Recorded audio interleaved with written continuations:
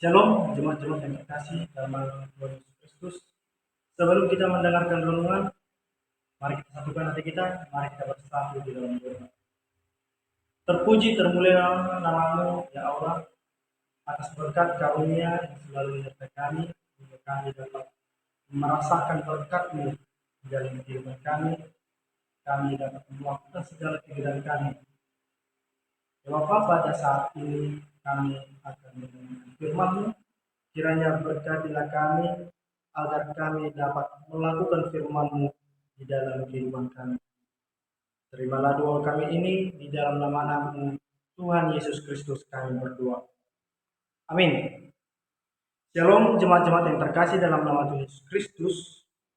Selamat Natal bagi kita semua. Kiranya damai Natal beserta kita di dalam kehidupan kita.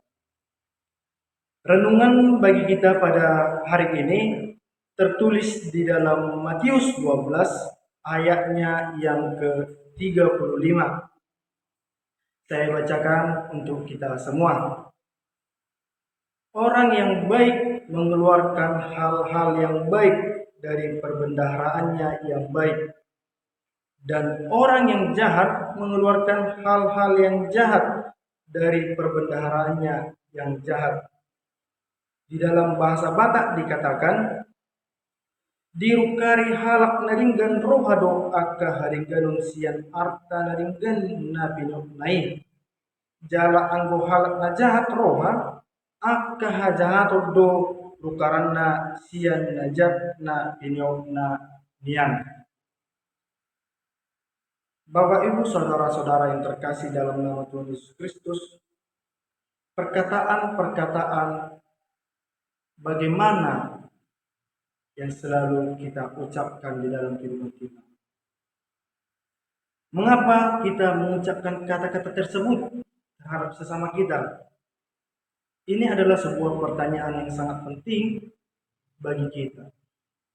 Ini adalah sebuah pertanyaan yang menunjukkan bagaimana keaslian dari kekristenan kita.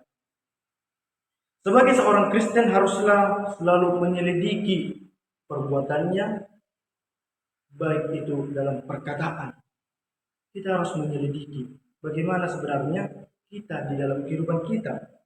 Karena perkataan menyatakan tentang bagaimana diri kita sendiri. Perkataan-perkataan yang kita lakukan, perkataan-perkataan yang kita sampaikan, baik itu perkataan pujian, perkataan yang menghibur, perkataan yang menguatkan. Tetapi apabila perkataan-perkataan yang keluar di dalam kehidupan kita adalah perkataan-perkataan jahat, perkataan-perkataan yang tidak baik, itu tidak menandakan kekristenan di dalam diri kita. Namun jika kata-kata yang penuh kasih yang kita sampaikan ke dalam kepada teman-teman kita, kepada sesama kita, kepada keluarga kita, itu adalah sosok yang menunjukkan tentang jati diri kita sebagai orang Kristen.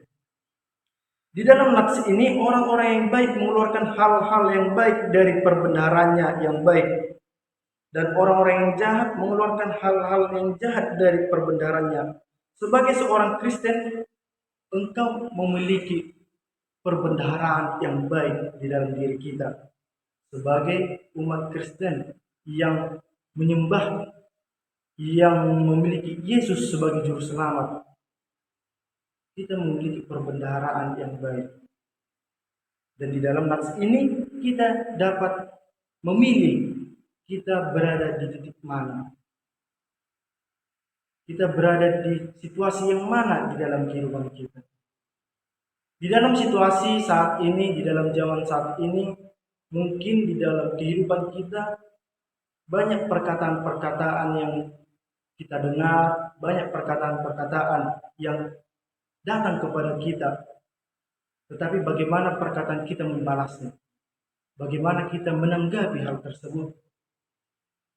Sebagai umat yang Kristen, sebagai umat Kristiani yang penuh dengan kasih, haruslah kita memiliki perbuatan perkataan kasih untuk menunjukkan jati diri kita sebagai umat Kristen.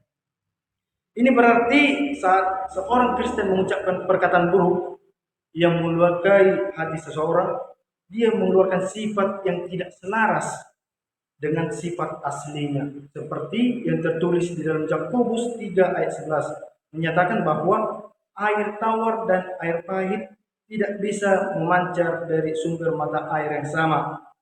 Apa yang ada padamu adalah air hidup dari mata air Tuhan di dalammu. Sebab kita telah hidup, sebab kita telah bersama dengan Allah, maka marilah merealisasikan yang diinginkan Allah di dalam kehidupan kita. Dengan melakukan perkataan-perkataan kasih di dalam kehidupan kita, engkau hanya memiliki kebaikan dan berkat di dalammu dan dipancarkan setiap kali engkau mengucapkan perkataan tersebut. Ucapanmu adalah ukuran sejati kedewasaan orang Kristen yang menandakan kedewasaan iman, kedewasaan kekristenan adalah perkataan-perkataan yang membangun terhadap sesama. Oleh sebab itu, Bapak Ibu, saudara-saudara yang terkasih dalam nama Tuhan Yesus Kristus, di dalam situasi Natal saat ini, marilah kita membuka hati kita untuk memberi perkataan-perkataan yang membangun terhadap sesama umat Kristen agar kita mendapat damai yang daripada Allah untuk kita realisasikan di dalam kehidupan kita. Amin. Mari kita bersatu di dalam doa. Kasih karunia dari Tuhan Yesus Kristus serta kasih setia Allah Bapa dan persekutuan Roh Kudus memberkati dan menyertai kamu sekalian hari ini, esok, dan sampai selama-lamanya. Amin.